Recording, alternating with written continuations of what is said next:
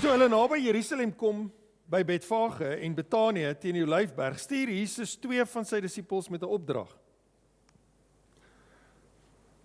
Gaan na die dorpie daarvoor julle, en sodra julle in die dorpie ingaan, sal julle 'n vasgemaakte donkievol vind, waarop niemand nog ooit gesit het nie. Maak hom los en bring hom. As iemand julle vra, waarom doen julle dit? Sê dan, die Here het hom nodig, en hy sal hom dadelik hierheen terugstuur. Hulle het gegaan en 'n donkievol gevind, vasgemaak by 'n deur, buite op die straat, en hom losgemaak. Van die mense wat daar gestaan het vir hulle gevra, waarom maak julle die donkievol los? Hulle het hulle toe geantwoord soos Jesus het beveel het, en die mense het hulle laat begaan. Hulle bring toe die donkievol na Jesus, en gooi hulle boklere oor hom, en Jesus het op hom gaan sit. Baie mense het hulle boklere op die pad oopgesprei, en ander weer takke met blare wat hulle in die veld afgekap het. Die wat voorgeloop het en die wat gevolg het, het uitgeroep, Hosanna! Geseënd is hy wat kom in die naam van die Here. Geseënd is die koninkryk wat kom. Die van ons vader Dawid. Hosanna aan die hoogste. Jesus het in Jerusalem die tempelterrein binne gegaan, en nadat hy na alles rondom hom gekyk het hy, omdat dit reeds aand was, na Betanië vertrek met die 12.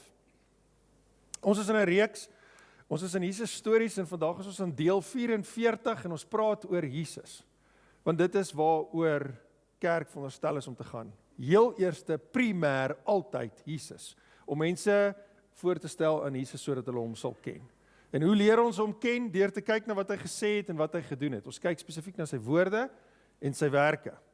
Want dis God se wil vir jou lewe, is dat jy hom sal ken, en hy het vir jou die pad gemaak om hom te ken deur sy seun Jesus Christus. Wat het Jesus gesê en wat het Jesus gedoen? Hy het net gesê wat die Vader gesê het, Johannes 12, en hy het net gedoen wat die Vader gedoen het, Johannes 5. So ons leer vir God ken. En dit is ook 'n goeie indikasie vir my en jou, wanneer ons God leer ken, begin ons ook net sê wat hy sê en begin doen wat hy doen. Wat vir jou definitief die vraag in jou moet losmaak is, hoe goed ken ek regtig vir God? As jy kyk na wat jy sê, en as jy kyk na wat jy doen. Hoe goed ken ek hom regtig? En wees eerlik vanoggend met jouself, en antwoord daai vraag vir jouself. Nou, as ek vanoggend 'n storie lees, en al my studies van hierdie week, is hierdie my opsomming van vanoggend se storie, die valse inhuldiging van die ware koning. Die valse inhuldiging van die ware koning. Ons werk in hierdie reeks deur die boek van Markus, Matteus, Lukas en Johannes, kronologies, en hierdie storie is in al 4 daai evangelies. En wat ek vir jou gedoen het is, ek het al die stukkies van die storie uit die 4 evangelies uit gaan vat en een storie gemaak. So ek het net vir jou Markus se weergawe nou gelees, maar nou gaan jy die hele storie in 'n breë prentjie sien. En dan sal jy sien dat hierdie is dalk nie die moment wat jy gedink het dit was nie. Hierdie lyk verskriklik goed vir Jesus. Maar wat het Jesus beleef toe hierdie gebeur het? Jy sien, as 'n koning ingehuldig word, het dit nie so gewerk soos hier nie. Hierdie was 'n valse inhuldiging. As 'n koning ingehuldig word, was dit gewoonlik 'n baie groot storie en almal het opgedaag. En dit het gewoonlik geëindig in 'n paleis, in 'n troonkamer met 'n groot troon en 'n groot makietie. Hierdie was nie die geval gewees nie. Hulle het 'n idee gehad van wie is Jesus, en hulle het daai idee ingehuldig. Hulle het nie Jesus ingehuldig vir wat hy kom doen nie. Hulle het 'n idee gehad van wat hierdie koning gaan doen, maar dit was nie wat hy gaan doen nie. En dis hoekom hulle hom besing het. Weet julle dat dit gebeur vandag nog? Hy wil hê dit moet altyd met jou goed gaan. Hy wil hê jy moet ryk wees, dat jy nie moet siek word nie, en dat jy moet suksesvol wees. En sy naam is Jesus. Jy mag dalk die ware koning weet het, maar jy het 'n valse idee van wie hy is. Ons noem die prosperity gospel.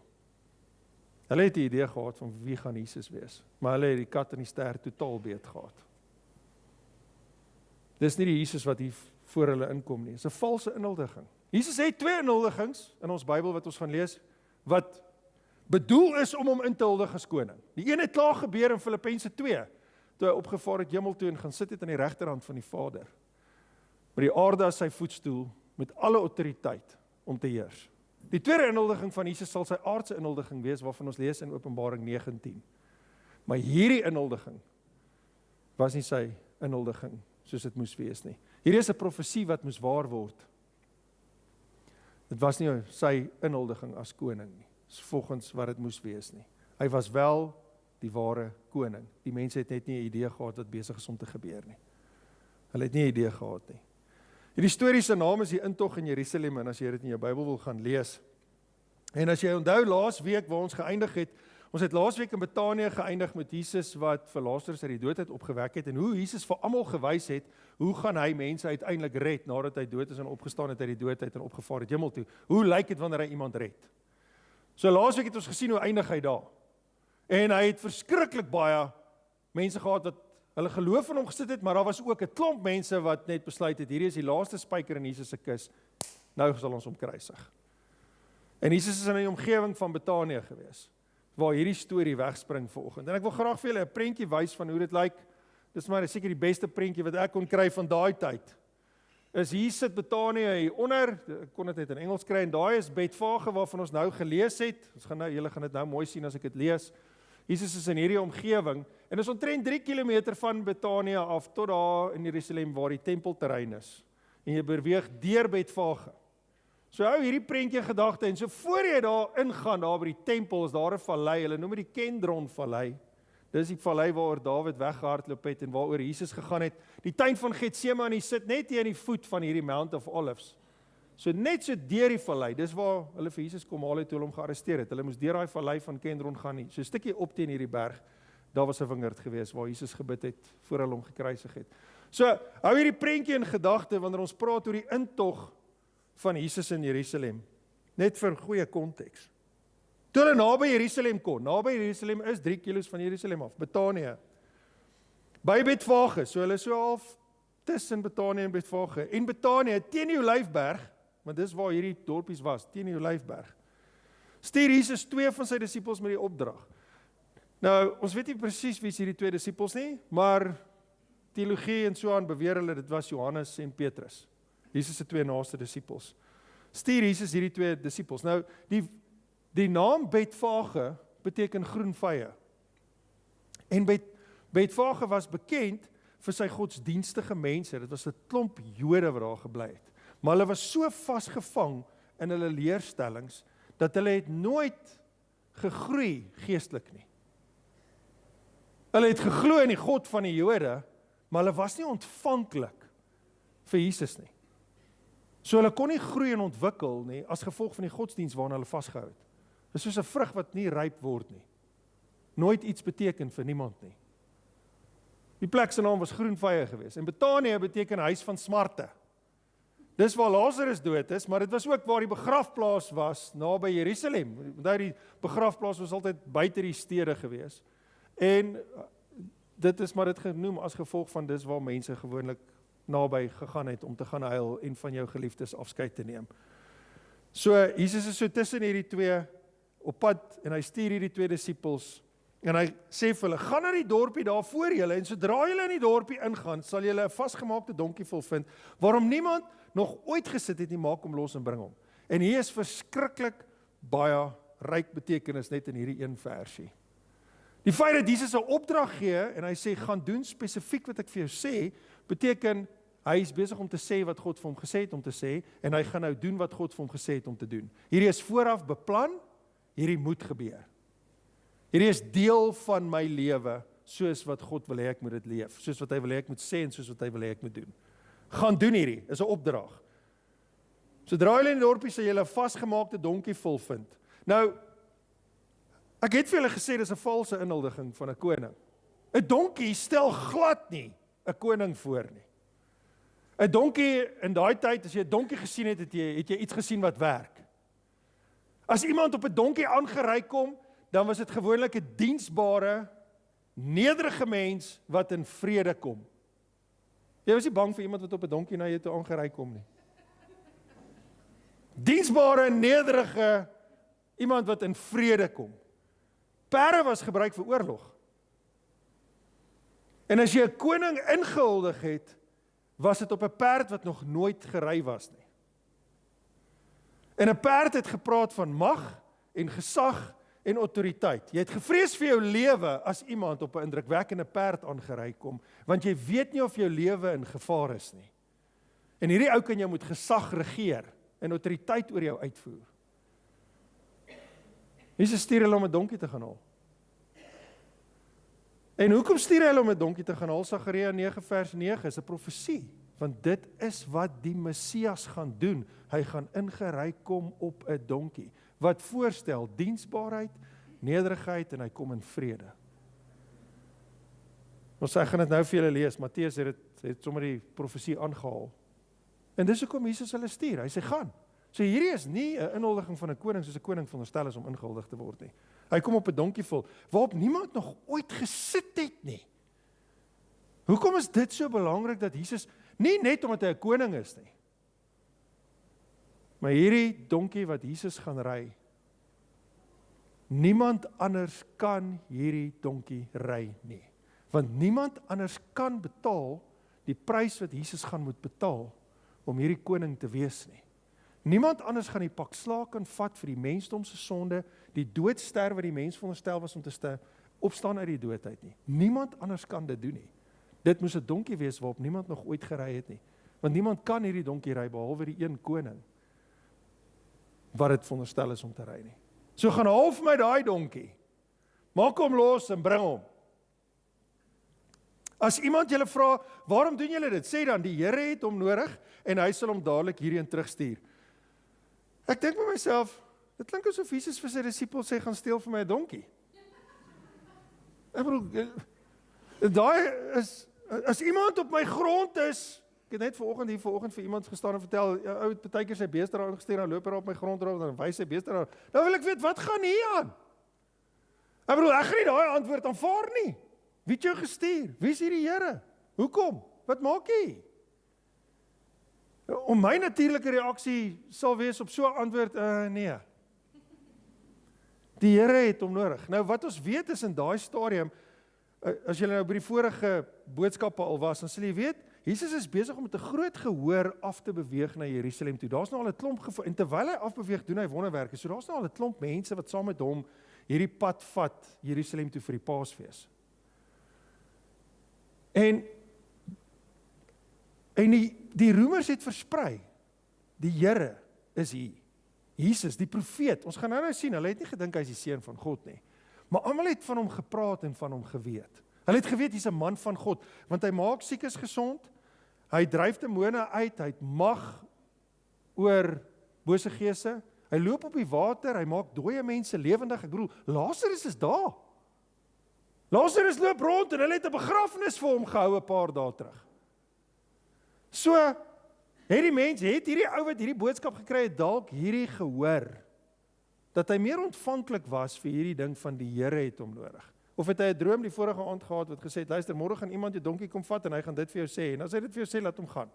Hoe dit ook al sê, ons weet nie. Maar hierdie antwoord was genoeg. Wat vir ons 'n teken was, hierdie donkie is bespreek, en die ou wat sy donkie moet laat gaan, sy hart is klaar bewerk. Hy gaan sy donkie laat gaan. Hulle het gegaan en 'n donkie vol gevind, vasgemaak by 'n deur buite in die straat en hom losgemaak. Presies soos Jesus gesê het dit sal gebeur. Want as God sê dit is hoe iets gebeur, dan gebeur dit so. Toe hy gesê het laat daar lig wees, toe was daar lig. Dis nie onderhandelbaar nie. Niemand het gewonder daaroor nie. Jesus het net gesê, gaan. Toe hulle die donkie vol losmaak, vra sy eienaars vir hulle. Nou hierdie lees ons in Lukas. Lukas gee vir ons 'n bietjie meer inligting oor wie het hulle toe nou ondervra. Waarom maak julle die donkie vol los? Waarmee is julle besig? Hulle het toe geantwoord soos Jesus beveel het. En die mense het hulle laat gaan. Daar gaan jy. Hulle bring toe die donkie vol na Jesus en gooi hulle boklere oor hom en Jesus het op hom gaan sit. Nou, as jy jou boklere uitgetrek het, in die Bybelse tyd het jy gewoonlik net een stel klere gehad. Mense het nie klerekaste gehad en hulle kas oopgemaak en voor die kas gestaan en gesê, ek het niks om aan te trek nie. Jy tent en jou klere het klaar aangehad wanneer jy jou kas oopgemaak en dis al wat jy gehad het om aan te trek. En dan het jy gewoonlik iets boor dit aangetrek wat jou boekleed was. En as jy ooit jou boekleed uitgetrek het, as jy in iemand se huis ingegaan het, sou jy tipies jou boekleed uitgetrek het. En dit het 'n simboliek gehad. As jy jou boekleed uitgetrek het, het jy gesê, ek is onderdanig aan jou gesag. Het jou boekleed by die deur gelos. En dis presies wat Jesus gedoen het, toe hy saam met sy disippels in die boventrek gesit het met die laaste nagmaal. Hy het sy boekleed uitgetrek en 'n handdoek om sy lyf vasgebind en sy disippels se voete begin was. Hy het homself onderdanig aan hulle gestel en hulle gedien. So as sy disippels wat nou die donkie gaan haal het, hulle bootklere uittrek, dan is dit 'n simboliek van ons is onderdanig aan u gesag. En hulle het hierdie bootklere bo op die donkie gesit. Nou daar's nog 'n rede hoekom hulle dit gedoen het. 'n Donkie kan jy nie sonder 'n saal ry nie, want sy ruggraat staan uit. Jy sal nie lank sit nie, dan sal jy in ernstige pyn wees. So dit was nog 'n rede hoekom hulle dit daar opgesit het, is om dit sagter te maak vir Jesus om te sit. Dit het gebeur sodat vervul sou word wat deur die profete gesê is. Hoekom het hierdie hele donkie storie gebeur? Hoekom moes hulle gaan in die donkie? Matteus sê vir ons, Sagaria 9 vers 9 as jy dit wil gaan lees. Sê vir die dogter van Sion, dis Sagaria wat dit profeteer, 500 jaar voordat hierdie gebeur het Sagaria hierdie geprofeteer. Daar's geen manier dat Sagaria dit geweet het nie, of kon gesien het nie. Dis te lank terug. Nie een van die ouens wat daar gestaan het, en ons gaan dit nou sien, het hierdie koneksie eers gemaak nie.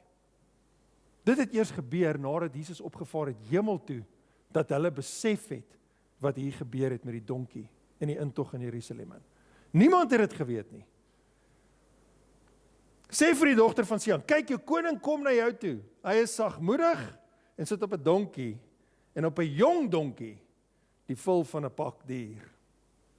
Jong donkie beteken een wat nog nooit gery is nie, 'n pakdier, want daar's op hom gelaai wat ek en jy nie kan dra nie. Hy het 'n las gedra wat ek en jy nie kan dra nie. Ons kon nie vir ons eie sonde sterf voor God nie, en weer leef daarna nie. Baie mense het hulle boklere op die pad oopgesprei. So hier kom die mense, en hulle is ongelooflik opgewonde. Onthou, Jesus het vir 5000 mense kos meer gemaak. En toe hy vir 5000 mense kos meer maak, en die mense sien die wonderwerke wat hy daai dag doen, toe wil hulle hom met geweld koning maak. Toe Jesus ontsnap, en hier is hulle geleentheid. Hulle het besluit, nou maak ons hom 'n koning. Nou skree ons op hom soos hy 'n koning is. En soos ek laas week vir jou verduidelik het, waarvan praat ons as hulle gedink het koning, het hulle gedink Josef gaan veroorsaak dat die hele nasie gered word. Dawid gaan inkom en hy gaan die nasies uitwis en hy gaan die koning van die wêreld word. Dis hulle idee wat hulle gehad het. Hulle het 'n hele politieke idee in hulle kop gehad. Ons gaan polities hierdie wêreld weer regeer. En ons het 'n koning, ons het iemand na wie ons opkyk. Hy gaan dit vir ons doen. So hulle trek hulle klere uit. Ek is bereid om onderdanig te wees aan so 'n koning. Maar dis nie die koning wie hy is nie, en dis nie wat hy gaan doen nie. Maar hulle het nie geweet nie. Hulle het 'n idee gehad.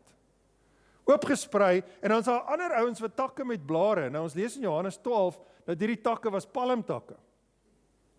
Nou die Jode hou 'n fees een keer 'n jaar wat hulle noem die Loofhuttefees.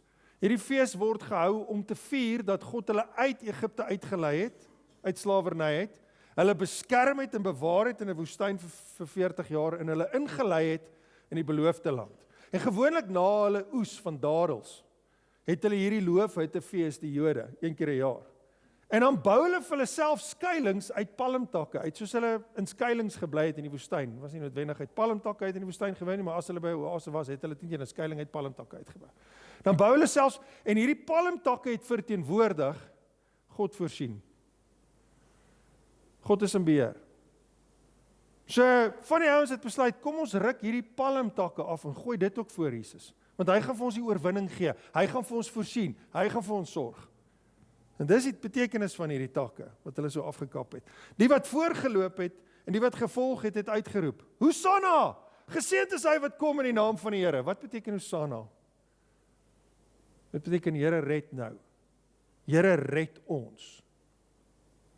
En hulle praat nie van, help my om ontslae te raak van 'n ewige dood wat my sonde verdien nie. Red ons uit die hand van die Romeine, wat ons onderdruk en ons boelie. Laat dit met ons goed gaan. Laat ons weer rykdom sien. Laat ons welvaart sien, dat ons sukses sien Here, red ons. Hosanna, skree hulle. Geseënd is hy wat kom in die naam van die Here. En daai is Psalm 118 vers 28 wat Dawid geskryf het. So hulle kon Dawid se Psalm onthou, as die Messias opdaag, is dit wat ons oor hom gaan sê.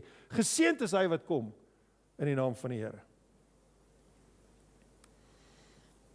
Toe hy al naby die afdraande teen die Olyfberg kom, lees ons in Lukas, het die hele skare disippels God vol vreugde hardop begin prys oor al die kragtige dade wat hulle gesien het. Hoekom was hulle besig om Jesus se naam te besing vir wat hy alles vir hulle gedoen het? Hulle het nie belang gestel om te weet wat hy sê nie. Hulle het nie belang gestel om te hoor wat hy sê gaan gebeur nie. Hulle het net belang gestel van, ek is gesond, my maag is vol, ek hoef niks te vrees nie, want dit gaan met my fisies nou goed. En dis hoekom ek hom besing, want hy het dit met ons almal laat fisies goed gaan. Hy het duisende mense kos gegee, in 'n tyd waar kos een van die grootste krisisse was. As jy in die oggend jou oë oopgemaak het, het jy gehoop, jy kry ten minste net voor jy jou oë toemaak vanaand 'n maaltyd. Dit was in 'n tyd waar nie yskaste was, of takeaways, of 'n vinnige plek om in te stap om kos te koop nie. Hulle het hom geprys as gevolg van wat hy als vir hulle gedoen het. Dit was hulle rede, sê Lukas. In Matteus lees ons, toe hy Jerusalem binne gaan, was die hele stad in rep en roer, en hulle het gevra, wie is hierdie man? Die hele stad! Krisis, weet jy hoeveel mense is tydens Paasfees in Jerusalem gewees op daai stadium? Hulle het 40 jaar, 10 jaar na Jesus se dood en opstaan uit die dood en kruis, 40 jaar na sy geboorte, het hulle 'n sensus gedoen, waar hulle gesien het dat daar so 260.000 lammetjies geslag in Paastyd om versoening te kry vir die mens se sonde. Nou dis nie 'n lammetjie per persoon nie, dis 'n lammetjie per 10 persone. Dit beteken 2.6 miljoen mense in Jerusalem oor die Paastyd. Hier lees ons, die hele stad was in rep en roer. Almal het kennis geneem van hy's hier. Ek bedoel, jy sit by Olive Tree en daar's iets in die dorp besig om te gebeur en jy weet daarvan en jy praat daarvan terwyl jy in die koffieshop sit. As jy in Checkers stap, praat die mense daarvan. As jy besoek hier kom en sê, het jy gesien, wat gaan aan? Almal het geweet. Die hele wêreld het geweet. Was 'n stap retteroer en hulle het gevra, wie is hierdie man? En kyk wat antwoord hulle. Als behalwe die seun van God. Die skare het gesê, dis die profeet Jesus, die een van Nasaret in Galilea. Die een waarvan ons almal nou al gehoor het, hy kom van God af, ons weet hy kom van God af as gevolg van wat hy doen. So hy is 'n profeet. En dan lees ons in Lukas hierdie detail. Sommige van die fariseërs in die skare het egter vir Jesus gesê, so ek sien hoe's al hierdie mense om hierdie donkie, en die mense gooi hulle klere en hulle gooi takke, en die skare druk teen mekaar, en hier druk die fariseërs deur, en hulle kom hier onder Jesus se donkie, en hulle kyk op na sy donkie, waar hy op die donkie sit, en hulle sê vir hom, meester, berispe u disippels, maak hulle stil, praat met hulle, sê vir hulle, dis onaanvaarbaar waarmee hulle besig is. Hierdie is 'n oproering, ons gaan die Romeine gaan vir ons kwaad raak.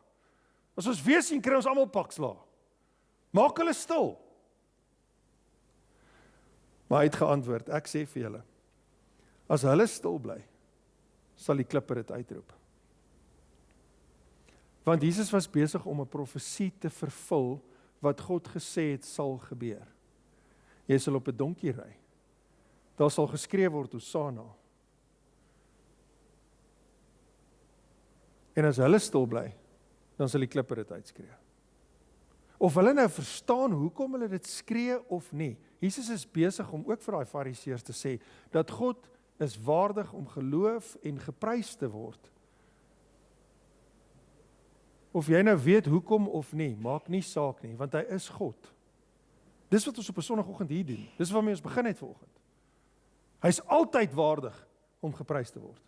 Of jy weet hoekom of nie. Hy is alwetend, hy is almagtig, hy is alomteenwoordig. Hy weet presies wat hy altyd doen. Hy is iemand van sy woord.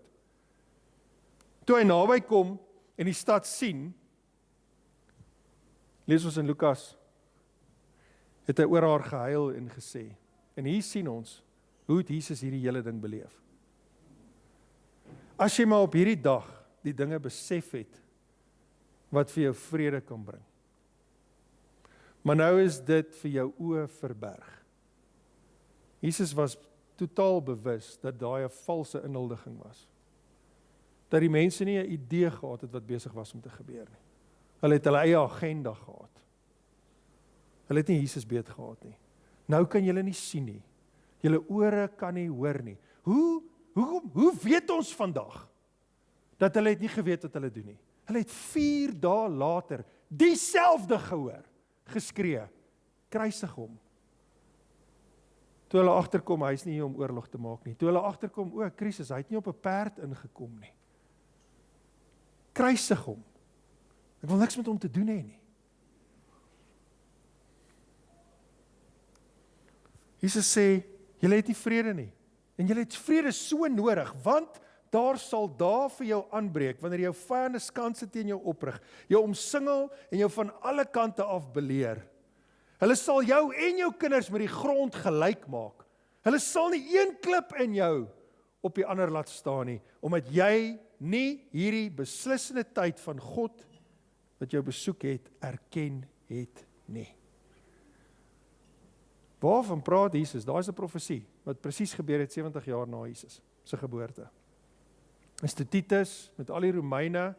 Inteendeel, 66 jaar na Jesus se geboorte het die Jode besluit, ons gaan nou in opstand begin kom. En hulle het allerlei rebelse aksies onder die Romeinse regering begin loods en hulle het so begin stuur onderlangs, polities. En op 70 jaar, toe word die gouverneur Titus aangestel deur die keiser en hy sê, sorteer vir my Jerusalem uit. En hy het die stad van Jerusalem omsingel, dat daar nie 'n in- of 'n uitgang was nie. En vir 2 jaar het hulle die mense daar binne gehou, dat hulle nie kon uitgaan of kon ingaan nie, hulle het hulle water en hulle kos afgesny.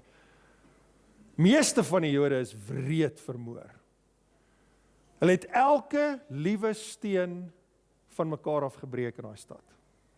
Van die tempel ook. En Jesus huil, toe hy vir hulle kyk, hy sê, hoe gaan jy vrede kry in daai oomblik?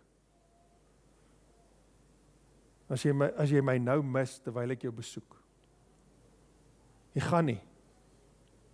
Dis al manier hoe jy gaan vrede kry, ten spyte van dood en moeilikheid in jou lewe. Is al manier hoe jy gaan vrede kry, is as daar iemand is, wat lewe na die dood vir jou het.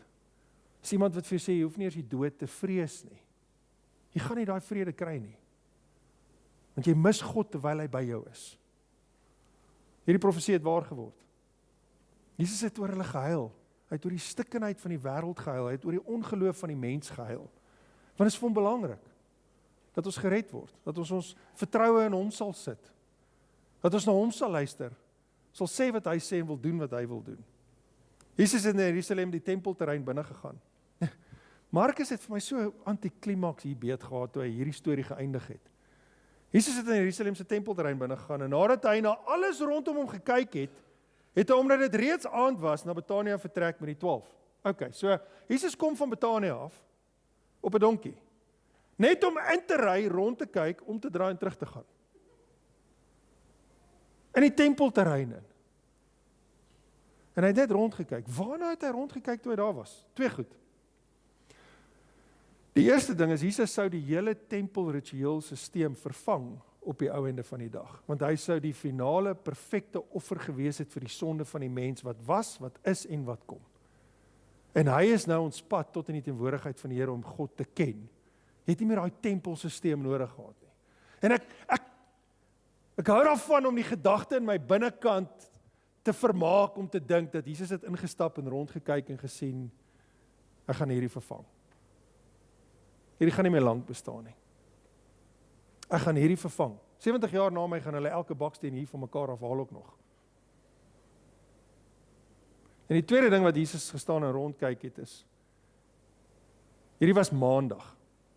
Ons weet hierdie was maandag want die lammetjie wat vir die mens, wat vir jou sonde moes sterf, wat sy bloed moes vloei, het hulle gekies op die eerste dag, wat hulle genoem het iets van die 10de naam van in die Joodse kalender. Was op 'n maandag gekies. En 4 dae later is hy geslag. En Jesus stap hier in, en hierso lyk dit soos 'n kerkbazaar terrein. Jy weet, as ons 'n kerkbazaar hou, dan pak ons mos al die vorige dag al die goed uit vir die volgende dag se bazaar. Hier stap Jesus in die tempel in, en hier staan tafels, En al die lammetjies en wat hulle ook al bymekaar gemaak het om te offer, het hulle in die tempelterrein verkoop aan die mense, sodat almal wat van ver af gekom het en nou nie 'n lam kon saamdra nie, koop jy daar vir jou 'n perfekte lam, sonder enige vlek of bloos of niks, dan kan jy nou ook 'n offer kom bring. En alles het gegaan oor, hoeveel geld gaan ons hierdie Paasfees maak? En ons gaan dit deur hierdie tempelsisteem doen. Jesus staan en kyk van hoe hierdie hele opstel van hierdie hele storie gebeur het. Maar die lammetjies is daar, dis maandag. Hy het ook gearriveer.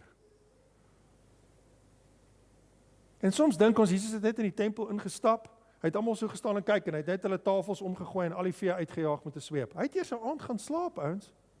Ons gaan volgende week sien, hoe het hy teruggekom, en daai tempel gereinig. Jesus het nie net emosioneel opgetree daai volgende dag nie. Hy het presies geweet wat gaan hy daar doen. Hy het al die vorige aand alles uitgecheck. En hy het sy disippels gevat en hulle is terug Betanië toe.